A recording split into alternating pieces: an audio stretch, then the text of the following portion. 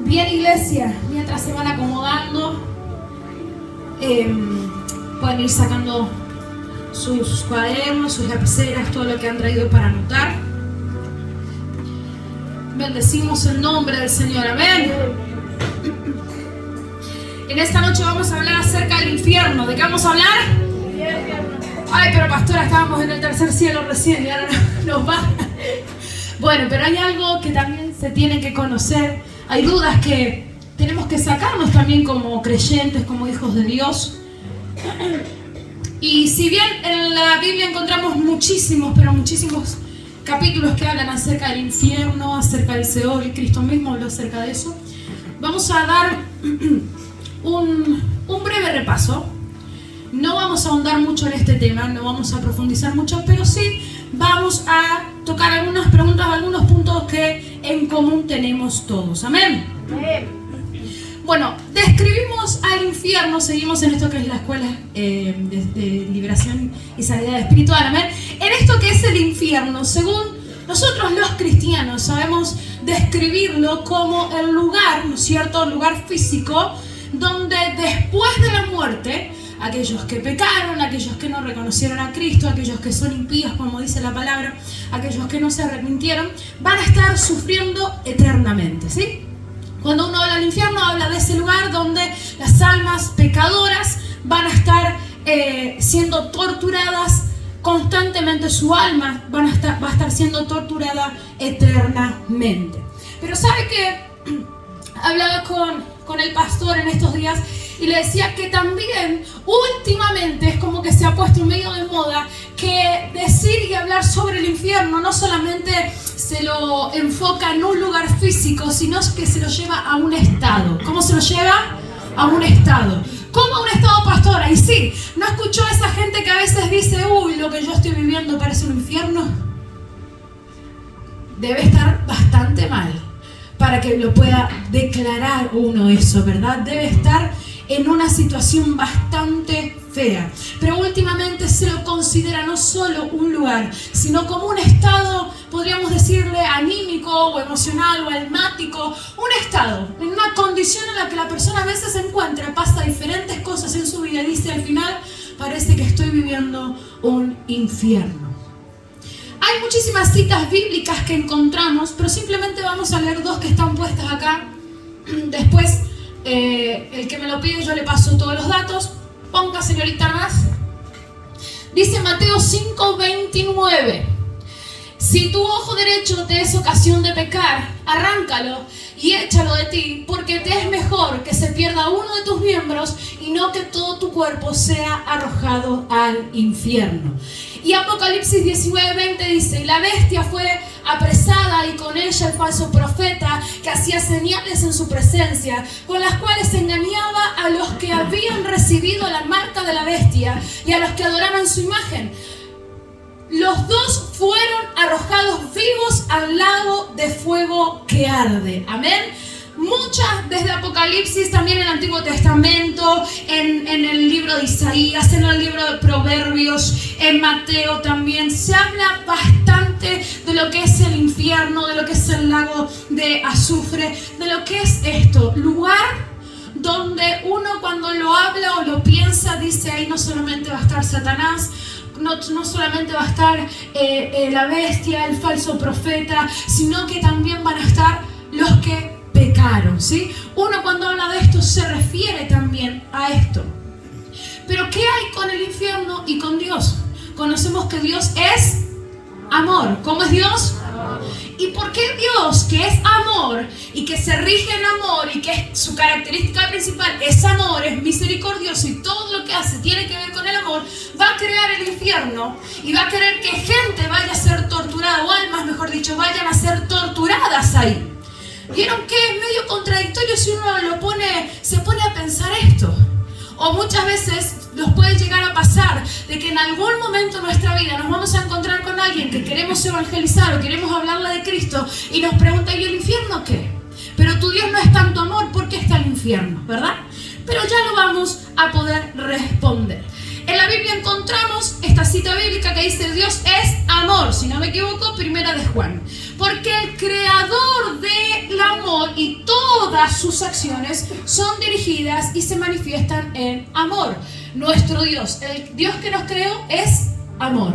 Y todo lo que Él ha hecho, lo ha hecho con amor. Y todo lo que hoy en día hace, lo hace con amor. Jeremías 31:3 dice: con amor eterno te he amado, por tanto te prolongué mi misericordia. Nos enfocamos en que tenemos un Dios que es amor, que nos ama y por eso nos ha extendido su misericordia. Si no, dijo el pastor una vez, menos mal que nos extendió la misericordia, si no ya hubiésemos sido achucharrados, ¿verdad?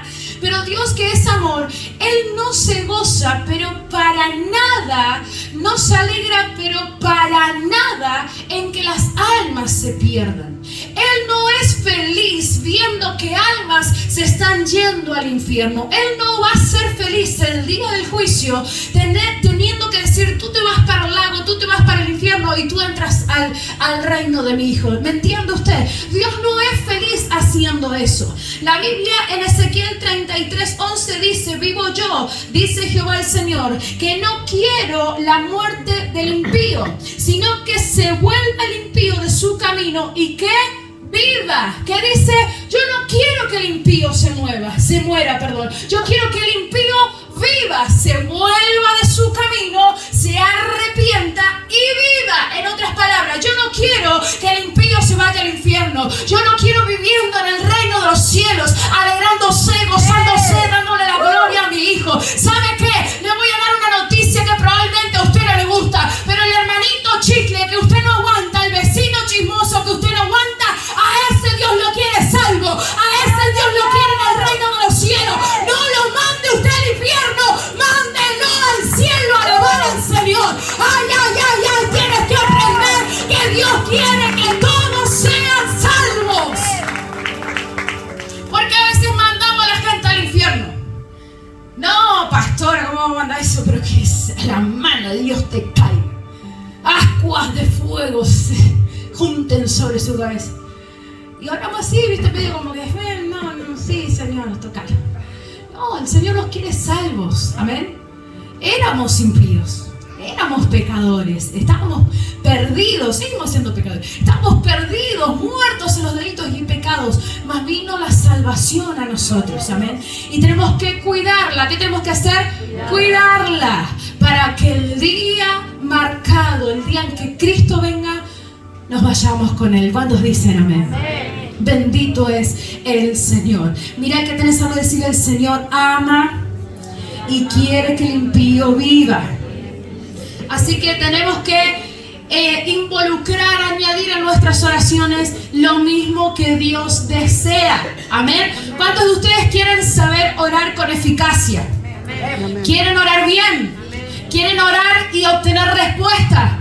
Bueno, hay que orar conforme al corazón de Dios. Y esto que me dice Ezequiel 33 me revela el deseo del corazón de Dios. ¿Y qué tengo que decir en mi oración? Señor, como tú no deseas que el impío muera, hoy yo oro para que todos los que están perdidos, para los que están en pecado, para los que están muertos en sus iniquidades, salgan a la vida, a la luz de Cristo, sean salvos, te reconozcan y entren al reino de los cielos. Déjame decirte que cuando alineemos nuestra oración a la oración, al deseo del corazón del Padre, nos vamos a sorprender por las respuestas, porque muchos serán salvos y mucha de la gente que no imaginabas algún día también por tu oración estará en el reino de los cielos. Segunda de Pedro me declara que Dios es un Dios misericordioso y Él no quiere que no muera ninguna persona, no quiere que nadie se pierda, sino que cada uno venga al arrepentimiento. El amor de Dios por los seres humanos es eterno. ¿Cómo es el amor de Dios? Eterno. Entonces, si el amor de Dios es eterno, si Dios no desea para nada que nadie se pierda, más que todos sean salvos, ¿por qué existe el infierno? Mira que tenés algo y preguntarle: ¿por qué existe el infierno? Ahora, yo te respondo por qué existe el infierno. En Mateo 25:41 dice la palabra: apartaos de mí, malditos, al fuego eterno, preparado para el diablo y sus ángeles. ¿Sabe por qué existe el infierno? Porque fue preparado para aquel que se rebeló contra el Señor y todo lo que le hicieron la segunda al rebelado mal llevado. El infierno existe para el diablo y los ángeles caídos que fueron echados del cielo junto con él. El infierno no tiene nombre y apellido de un ser humano. El infierno es el lugar que Dios creó para el diablo y esos ángeles caídos que son demonios. ¿Usted me está entendiendo? Así que el Dios que nos amó creó el infierno no para nosotros, sino para el enemigo. Mateo 25:33 dice, y me señala la palabra, que aquellos que elijan también que elijan el camino de Cristo, heredarán también juntamente con Cristo. Entonces, ¿qué tiene que ver esto? Tiene que ver que aquel que elige, aquella persona que elige seguir a Cristo, creer en Cristo, creerle a Él, seguir cada día perfeccionándose en el camino del Evangelio, siendo gobernado por el Señor, dejándose guiar por Dios, ese va a heredar juntamente con Cristo el reino de los cielos. Pero, diga conmigo, pero aquellos que eligen no seguir a Cristo, lamentablemente, aquel lugar que fue creado para Satanás y los demonios, también aquellos que no creen en Cristo, que odian al Señor, que no se arrepienten, que no lo quieren aceptar, lamentablemente, a aquel lugar también irán. Entonces, que nosotros también podamos ser movidos a misericordia y orar por aquellos, para que sean salvos. Amén. El propósito original del infierno y su fuego era la destrucción final de Satanás, del pecado y de sus ángeles. Entonces, respuesta número 1, ¿por qué se creó el infierno? El propósito de que el infierno se haya creado es para la destrucción final de Satanás, del pecado y de sus ángeles. Quiero decirte que hay algo que a mí me llamó mucho la atención, tanto en videos que he visto, tanto también en preguntas de mi hijo que me ha hecho hace unas cuantas semanas atrás. Y es que la famosa pregunta es: ¿el infierno está ardiendo en el centro de la tierra? ¿Alguna vez usted se preguntó eso o escuchó algún video que dice que el núcleo de la tierra, que el centro de la tierra está el infierno? Mire, nosotros hemos visto videos, y a Elías le llama mucho la atención también este tema, y ha visto videos de que hay científicos que han excavado a tremendas profundidades y han prácticamente estado muy cerca del núcleo de la Tierra, y dice que han escuchado y se han registrado en esas grabaciones o en esos videos mientras ellos excavaban gritos. Se han escuchado llantos. Pero ¿qué nos dice la Biblia con respecto a esto? El libro de Job 21:30 me dice: porque el impío es preservado para el día de la destrucción. Hay muchos que dicen que el infierno está en el centro de la tierra, y al escuchar esto que ha quedado registrado en videos, se preguntan: ya hay gente que está sufriendo y está siendo atormentada en el infierno. Y Job nos responde de que el impío está siendo preservado para el día de la destrucción. Entonces, primera respuesta: todavía el día de la destrucción no ha llegado. ¿Cuántos dan gloria a Dios? Segunda de Pedro 3:7 me dice: pero los cielos y la tierra que existen ahora, dice la palabra, están reservados por la misma palabra, guardados para el fuego en el día del juicio y de la perdición de los hombres impíos. Hay un día de juicio, hay un día de destrucción, y todo lo que estamos viendo está siendo reservado para ese día, para ser también, como dice la palabra, están siendo guardados para el día del fuego, en el día del juicio de la perdición, juntamente con los impíos.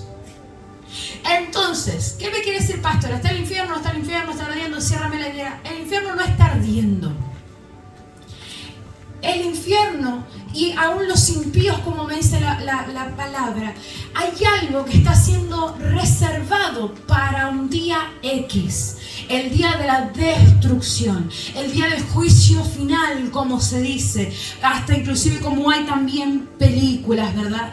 Esto es muy profundo porque muchos aún creen que hay como un cielo, ¿no es cierto? Como que una antesala también al infierno, donde están esperando, donde también están siendo castigados, pero no tanto como cuando el día final llegue y demás. Déjeme decirle algo, no es para que nos volvamos locos y todos hablemos del infierno y todos estudiemos de esto, sino para que tengamos un poco de entendimiento sobre esto. El centro de la tierra no es el infierno, ¿ok?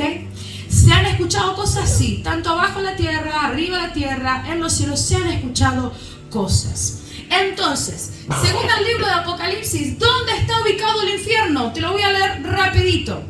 Dice la palabra del Señor: cuando los 1000 años se cumplan, Satanás será suelto de su prisión y saldrá a engañar las naciones que están en los 4 ángulos de la tierra, a fin de reunirlos para la batalla, y el número de los cuales es como la arena del mar. Y subieron sobre la anchura de la tierra y rodearon el campamento de los santos y la ciudad amada, y de Dios descendió fuego del cielo. ¿Qué descendió del cielo? Fuego. Y de Dios descendió fuego del cielo y los consumió. ¿A quiénes consumió? A Satanás y a todo el batallón que tenía en la tierra. ¿Dónde? En la tierra. Dice que Dios vio esto y descendió fuego del cielo y los consumió. Y el diablo que los engañaba fue lanzado al lago de fuego y azufre, donde estaban la bestia y el falso profeta, y serán atormentados día y noche por los siglos de los siglos. Segunda de Pedro me dice: pero el día del Señor vendrá como ladrón en la noche, en el cual los cielos pasarán con gran estruendo, y los elementos ardiendo serán deshechos, y la tierra y las obras que en ella hay serán quemadas. La tierra, como la recordás, no va a existir. Entonces, ¿qué entendemos a la luz de la palabra? Después del milenio, después que reinamos juntamente con Cristo, dice que después de ese tiempo Satanás va a ser suelto de su prisión, lo van a liberar de su prisión, y él va a venir con todo un batallón, con todo un ejército a rodear la tierra amada del Señor, a querer hacer estragos. Y dice que del cielo Dios va a hacer descender fuego. ¿Qué va a hacer el Señor? Va a hacer descender fuego. Y me dice la palabra que todo va a ser consumido. Los cielos serán deshechos con gran estruendo. O sea, que para hablar un poco de lo que es el infierno, yo entiendo a la luz de la palabra que bendito sea el Señor, no estemos en ese día. Todo lo que estamos viendo hoy será consumido a fuego. Ahí van a arder, ahí se va a consumir todo lo que nosotros pensamos. Dice la palabra: los elementos serán deshechos y la tierra y las obras que en ella hay serán quemadas. Y Satanás y la bestia y el falso profeta al lago de azufre, donde día y noche arderán. Mire qué tremendo esto, ¿verdad? ¿Cuántos de ustedes pensaban que en el cielo, en alguna parte, estaba como el infierno? O pensaban abajo de la tierra, ¿verdad? Es tremendo, es muy profundo esto. Ay, me están mirando con una cara asustada diciendo: pastora, pasa los principios, porque la verdad que tranquilo, tranquilo. Yo lo leí tantas veces también a estos 2 versos que quedé sorprendida, porque uno también es como que al crecer en su vida cristiana dice: bueno, el infierno está ahí abajo de la tierra, unos cuantos metros, o que no sé. Pero la palabra me dice que luego del milenio, luego de esos 1000 años, ahí Satanás va a ser soltado de la prisión en la que estaba. Va a querer engañar, va a querer destruir, y Dios va a hacer descender fuego y todo va a arder.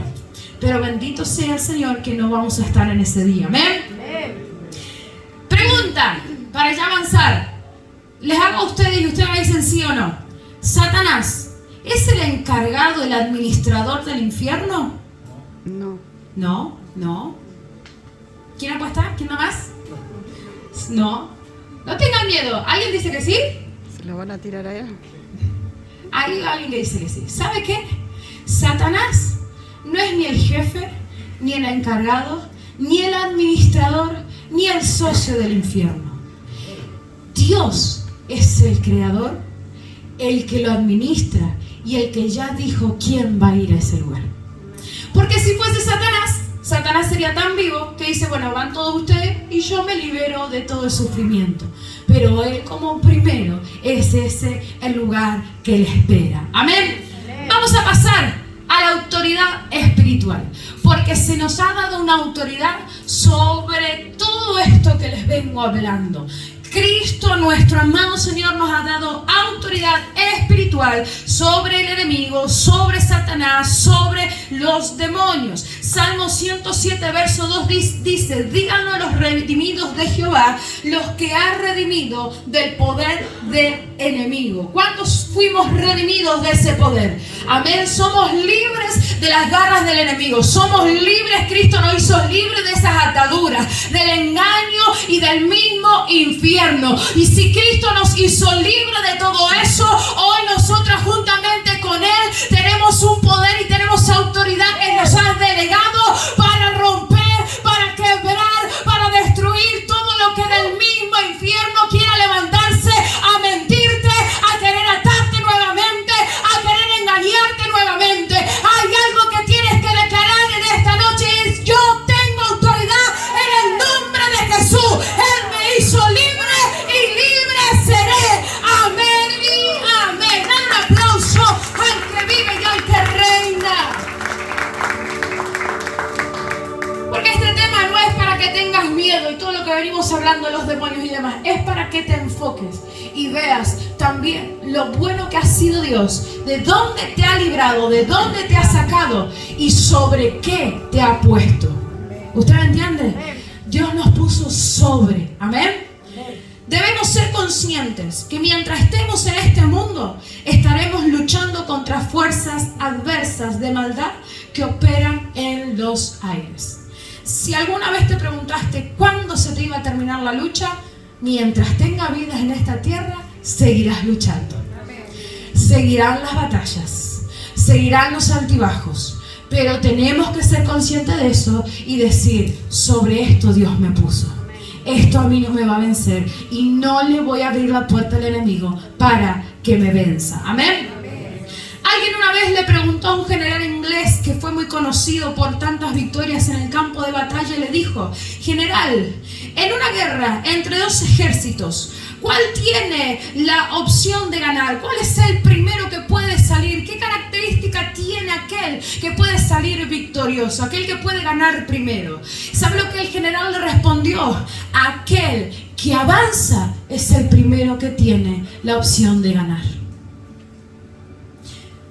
¿Quién está avanzando en esta noche?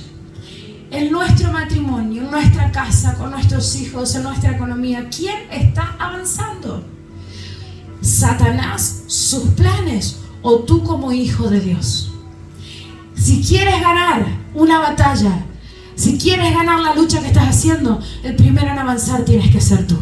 No tienes que permitir que un día finalice y que el enemigo ya haya ganado más territorio. No tienes que permitir que un día nuevo comience y Satanás ya esté ganando la mitad de ese día. Tú tienes que terminar un día de lucha orando, pidiéndole al Señor, armándote. Tú tienes que comenzar una nueva mañana. Si estás luchando, estás batallando o te quieres prevenir de algo, tienes que comenzar orando, buscando su presencia y recordando tu identidad, que es hijo de Dios, que es hija de Dios, que es salvo, que es redimido, que es con autoridad, que es con poder, que el Espíritu y que Cristo nos ha dado. Satanás ya fue vencido, recuérdatelo cada día. Él ya fue vencido en la cruz del Calvario.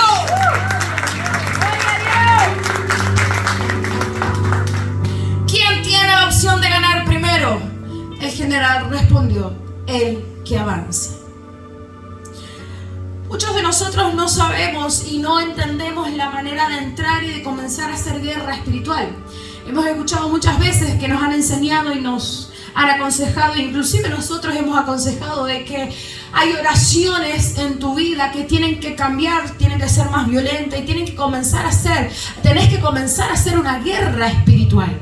Y muchos escuchan y dicen sí, amén, pero no saben cómo hacerlo, ¿verdad?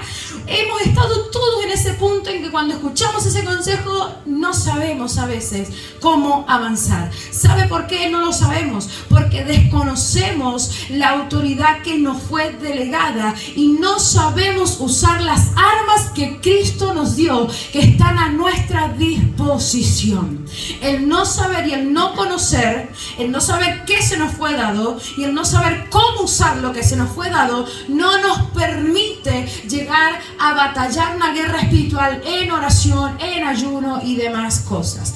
Es el deber del guerrero, escuche bien, es el deber del guerrero conocer muy bien sus armas y volverse diestro en el manejo de ellas. No hay manera y no hay modo de que un guerrero vaya a la guerra sin saber usar su arma, sin saber usar las herramientas que le fue dado. Usted y yo tenemos que aprender a usar las armas espirituales que nos fue entregada, que ya se nos fueron dadas. Nosotros tenemos que aprender a utilizarlas. ¿Y en qué momento? No podemos presentarnos a una batalla y decir, bueno, que sea lo que Dios quiere y punto. Tienes que saber cómo usar la oración, tienes que saber cuándo usarla, cuándo no usarla, en qué horario, tienes que saber cuándo usar la palabra, qué versículo. Hay armas que Dios te dio que tienes que aprender a usarla. ¿Para qué?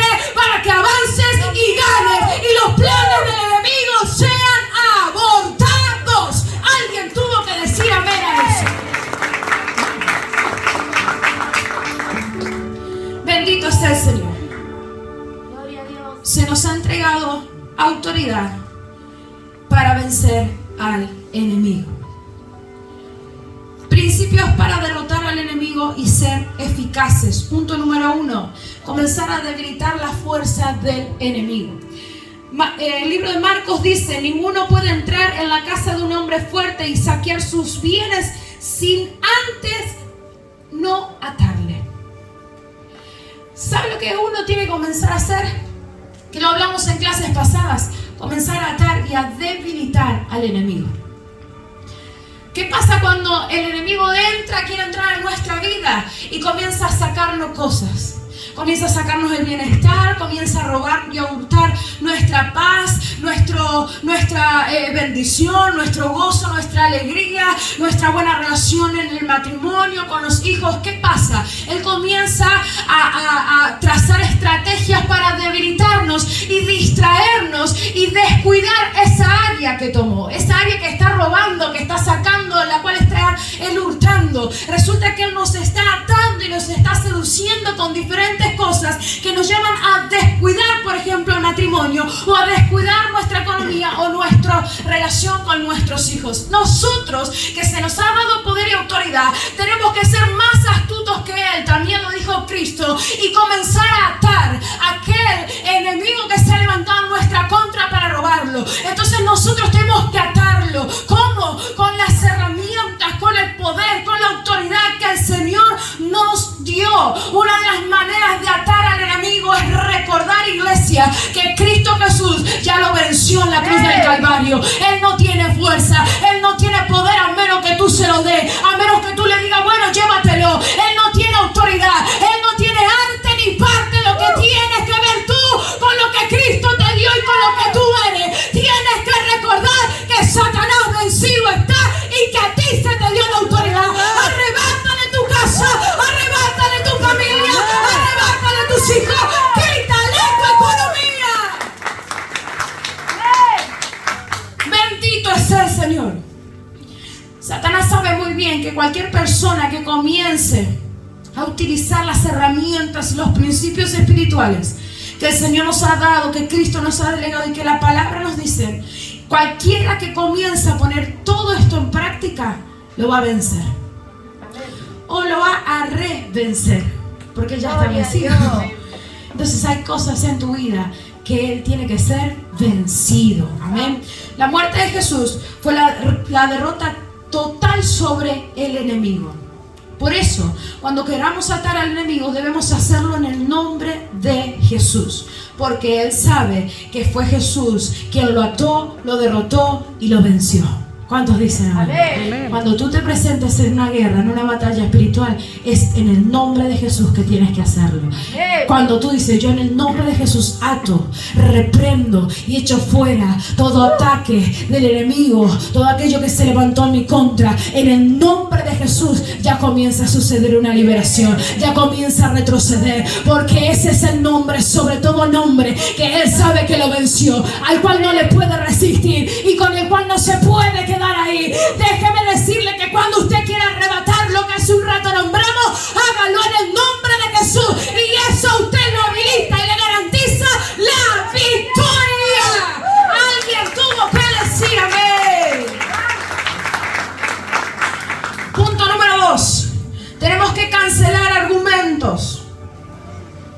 Anulando, dice el libro de Colosenses 2, anulando el acta de los decretos que había contra nosotros, que nos era contraria, quitándola del medio y clavándola en la cruz, y despojando los principados y las potestades, los exhibió públicamente, triunfando sobre ellos en la cruz.